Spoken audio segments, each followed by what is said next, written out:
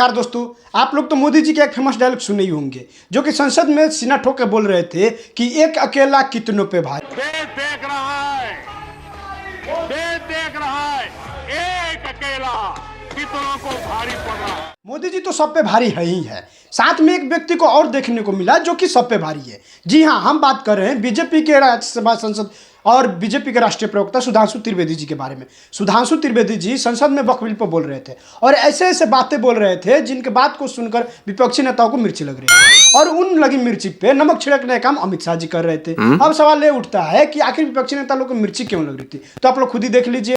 Sudhanshu is not yielding now.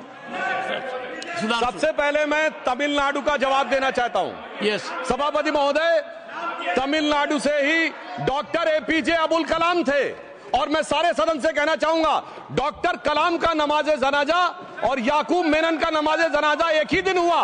कितने लोग याकूब मेनन के नमाजे जनाजा में गए और कितने डॉक्टर कलाम के नमाजे जनाजा में गए?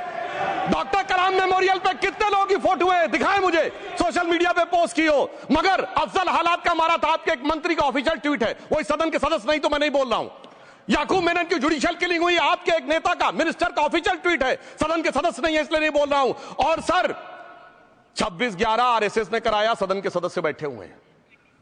हाफिज साहब और सुनिए, जाकिर नायक शांति का मसीहा सदन में सदस्य बैठे हुए हैं। सर किसने जोड़ा? मैं नहीं कह रहा हूं जोड़ा, हमने किससे जोड़ा मैं बताना चाहता हूं। मैं अपनी बात, सर मैंने नाम किसी का नहीं लिया। सर आपने उड़ता तीर क्यों पकड़ लिया? सर मैंने नाम नहीं लिया, उड़ता तीर क्यों पकड़ लिया? सर मैं पूरी बात करूं। सर मैं कहना चाहता हूं, हमारी सोच मुस्लिमों के बारे में और इनकी सोच में क्या अंतर है। देखिए, जिन लोगों ने मुस्लिम हिस्ट्री नहीं पढ़ी उन्हें मैं बताना चाहता हूं। एक दो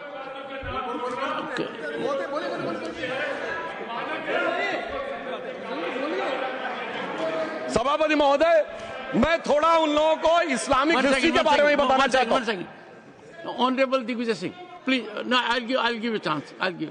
माननीय सदस्य, ऑनरेबल दिग्विजय सिंह जी। माननीय सभापति महोदय, जो माननीय सदस्य ने बात कही है, मैं सुन रहा था डॉक्टर त्रिवेदी जी की बात। उन्होंने कहा था ऐसे ऐसे ऐसे मुसलमान हम लोगों के साथ हैं और वैसे वैसे मुसलमान इन लोगों के साथ हैं। बात यह है कि आपने जिस तरह से इस पूरी बात कही है, ये घोर आपत्तिजनक है, अपमानित करती है और जो माननीय सदस्य ने भी मेरे बारे में भी कहा है, मैं उनकी निंदा करता हूं। Honourable home minister, honourable home minister, honourable home minister, एक second. Okay, one second, your mic will be on.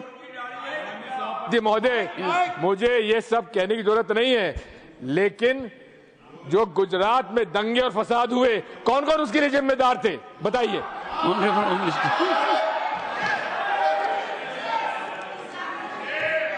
मान्यवर, मैं ध्यान से बारीकी से पूरे संवाद को सुन रहा हूं। माननीय सदस्य सुधांशु जी ने दिग्विजय सिंह का नाम नहीं दिया। अब वो खड़े होकर कहे मेरे बारे में कहा, इससे साबित हो गए। और अभी भी मौका है, आपने नहीं कहा है कि 26/11 के हमले में आरएसएस का हाथ था, तो अभी खड़े होकर माइक चालू कराकर बुलवा दीजिए। माननीय, और आपत्तिजनक बात है, मैंने ये बात कभी नहीं कही है, ये आप लोगों का प्रचार है। मेरी आपत्ति इस बात की थी कि सभी माननीय सदस्य ने और बात कही है कि अब हमारे तरफ ऐसे ऐसे मुसलमान थे और वैसे वैसे मुसलमान हम लोग की तरफ थे। ये पूरे समाज के साथ, पूरे अल्पसंख्यक समाज के साथ अपमानजनक बात है। और माननीय सभापति महोदय, आप बताइए, माननीय गृह मंत्री जी, आप वहां पर थे, गृह मंत्री थे जब दंगे हुए थे, तो आप लोगों का क्या रोल था, ये जन जाहिर होम मिनिस्टर। मान्यवर, इनको मेरा हुआ ऐसा है कि मैं ही दिखाई पड़ता हूं। आपकी सुनिए, अब सुनिए ना दिग्विजय सिंह, सुनिए, एक मिनट सुनिए। दंगे शांत होने के बाद 18 महीने के बाद मैं गृह मंत्री बना। दंगा हुआ तब मैं गृह मंत्री नहीं था। सुधांशु त्रिवेदी। संदर्भ में किसी का नाम नहीं लिया। अजीज बर्नी की किताब थी 2611 एंड आरएसएस कॉन्स्पिरेसी, कोई जाके चेक कर ले उसमें कौन कौन कहां कहां था। अब मैं मुसलमानों के बारे में कहना चाहता हूं, मुस्लिम समाज के लिए। बहुत से लोग ऐसे हैं जिनको मुस्लिम समाज की हिस्ट्री नहीं पता है। मैं बताना चाहता हूं, भारत से जब न्यूमेरिक सिस्टम सबसे पहले गया तो अल जहार थे सबसे पहले, जिन्होंने जाके 1793 में जो सूर्य सिद्धांत था उसका अरबी में ट्रांसलेशन हुआ सिंध हिंद।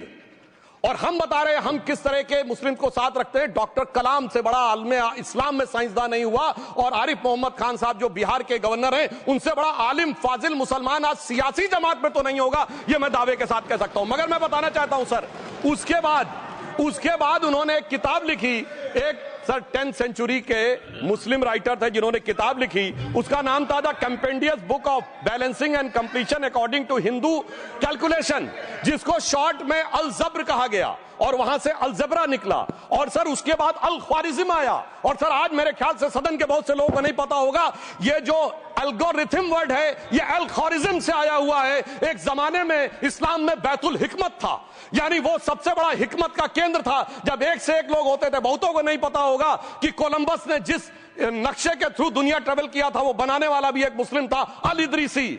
मगर सर एल्गोरिथम आज ऐसा बदला कि एआई के एज में दलगत भावना से ऊपर उठकर औरंगजेब के साथ खड़े हो गए।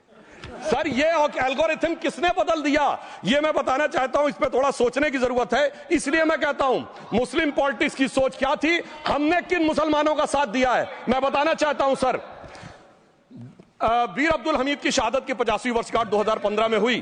प्रधानमंत्री मोदी जी ने उनके पूरे परिवार को और उनकी पत्नी को बुला के सम्मानित किया, और इन लोगों ने उस यासीन मलिक को, जिसके ऊपर 3 एयरफोर्स के ऑफिसर्स को हत्या करने का आरोप था, वो प्रधानमंत्री आवास में। सर साफ दिखाई पड़ता है कौन किसके साथ खड़ा हुआ है, कौन किस तरह के मुसलमान के साथ खड़ा हुआ है। और सर मैं ये भी कहना चाहता हूं, सर ये सर अपने टर्न पे बोलिए। सर पिछले 30-35 सालों से हुआ खड़ा किया जा रहा है। 1990 में जब राम मंदिर आंदोलन हुआ, कहा गया बीजेपी आएगी उत्तर प्रदेश में खा जाएगी। सर बीजेपी आने के बाद उत्तर प्रदेश में जानते क्या हुआ? सर 22 साल से शिया सुन्नी के बीच में जो दंगे चलते थे और मदे साबा का जुलूस नहीं निकलता था, शिया समुदाय का मदे साबा का जुलूस लखनऊ में हमारी सरकार में निकलना शुरू हुआ। और उसके बाद कहा गया केंद्र में भाजपा आएगी तो खा जाएगी। सर अटल जी की सरकार आई, इतनी शानदार स्थिति रही। उसके बाद कहा गया गुजरात में आएगी तो भाजपा खा जाएगी। सर गुजरात का मुसलमान आज सबसे समृद्ध मुसलमान है, सबसे ज्यादा जकात वहां से आता है। उसके बाद कहा गया मोदी जी की सरकार आएगी तो क्या होगा? सर मोदी जी की सरकार आने के बाद हमारे साथियों ने बताया है अल्पसंख्यक समुदाय के 70% लोग हैं जिनको किसी न किसी एक योजना का लाभ जरूर मिला है। और सर फिर कहा गया सीए आएगा तो नागरिकता छिन जाएगी। सर उसके बाद भी आपने सब देखा, और सर हम बचपन में सुनते थे कि राम मंदिर बनने लगेगा तो मिडिल ईस्ट के देश पेट्रोल देना बंद कर देंगे। सर राम मंदिर भी बन रहा है, और भारत मिडिल ईस्ट कॉरिडोर भी बन रहा है, और अबू धाबी में भी मंदिर बन रहा है, और 4 मुस्लिम देशों ने सर्वोच्च नागरिक सम्मान मोदी जी को दिया हुआ है। इसलिए मैं कहना चाहता हूं सर, मर्ज हो तो उसका इलाज किया जा सकता है। जैसे हमारे यहां वैद धनवंतर माने गए हैं, इस्लामी अकीदे में वैद हकीम लुकमान माने गए, तो कहा गया है उनके लिए कि इसमें क्या रखा है, देखे है जो तू आन के पास, बदगुमा वहम की दारू नहीं लुकमान के पास। यानी मर्ज का इलाज है, पर वहम का इलाज तो हकीम लुकमान भी नहीं कर सकते जो आपने पाल कर रखा है। मैं कहना चाहता हूं हम किन मुसलमानों की बात करते हैं? आप गंगा जमुनी तहजीब की बात करते हैं। सर दारा शिकोह औरंगजेब का बड़ा भाई था, उसने उपनिषदों का अध्ययन किया, संस्कृत में अनुवाद कराया और नाम रखा सिर्राए अकबर, यानी वर्ड्स ऑफ गॉड। मैंने किसी को दारा शिकोह की जयंती मनाते हुए नहीं देखा। मैं पूछना चाहता हूं बेगम बीबी ताज, उनके घर पे जाते किसी ने सुना? सर ये बताइए, आलम शेख इतने बड़े कृष्ण भक्त के कवि, किसी ने सुना उनके घर पे जाते हुए? मलिक मोहम्मद जायसी जिन्होंने पद्मावत लिखा, उत्तर प्रदेश के रहने वाले, उनके घर पे कोई गया? ये बताइए ब्रिगेडियर मोहम्मद उस्मान के घर पे कौन गया? आजमगढ़ में, गाजीपुर के रहने वाले थे, आज तक जाने वालों में नहीं दिखे। और मैं सर बताना चाहता हूं एक और बात, सर एक सैयद इब्राहिम रसखान हुए हैं, बहुत बड़े कृष्ण भक्त के कवि। सर जिन्होंने क्या लिखा, उन्होंने कहा मेरा अगला जन्म हो तो भी मैं कृष्ण भक्ति बनना चाहूंगा, मनुष्य बनूं तो ग्वाल बाले के रूप में, और पशु बनूं तो गाय के रूप में। उन्होंने कहा मानुष हो तो वही रसखान, बसों ब्रज गोकुल गांव के ग्वारन, जो पशु हो तो कहा बस मेरो चरो नित नंद की धेनु मजारन। सर उन्होंने कहा गायों के बीच में नंद बाबा की गायों में जन्म लेना चाहूंगा। मगर सर आज एक ऐसे नेता आए हैं इस देश में जिनको गायों से बदबू आने लगी है, तो उनके लिए मुझे मेरे मन में भाव आता है सर कि श्री रामचंद्र कह गए सिया से, ऐसा कलयुग आएगा गोपालक श्री यदुवर कुल में एक ऐसा नेता आएगा जिसे बकरे कटने में खुशबू मिलेगी, गौ माता में बदबू पाएगा। रामचंद्र कह गए सिया से कैसा कलयुग आएगा। भाई लोग, ये तो सच्चाई है कि कांग्रेस को मुस्लिम मुस्लिम करे तो ठीक है, वहीं जब बीजेपी वाले कांग्रेस के बारे में बात कर देते तो कांग्रेस वाले भड़क जाते हैं, जैसे कि आप लोग देख चुके हैं। वैसे में दोस्तों, सुधांशु त्रिवेदी जी के इस भाषण को लेकर मैं कंफ्यूज हूँ कि सुधांशु त्रिवेदी जी बक बिल पे बोल रहे हैं, या कांग्रेस की बखिया उधेड़ रहे हैं, या फिर हिंदुत्व का प्रचार कर रहे हैं। खैर दोस्तों, सुधांशु त्रिवेदी जी के इस भाषण के बाद से बीजेपी और आरएसएस वाले लोग बहुत खुश होंगे, क्योंकि उन्होंने दिग्विजय सिंह के मुंह से ये निकलवा ही दिया कि 26/11 में आरएसएस का हाथ है। ये बात दिग्विजय सिंह ने नहीं कही। बात तो सही है।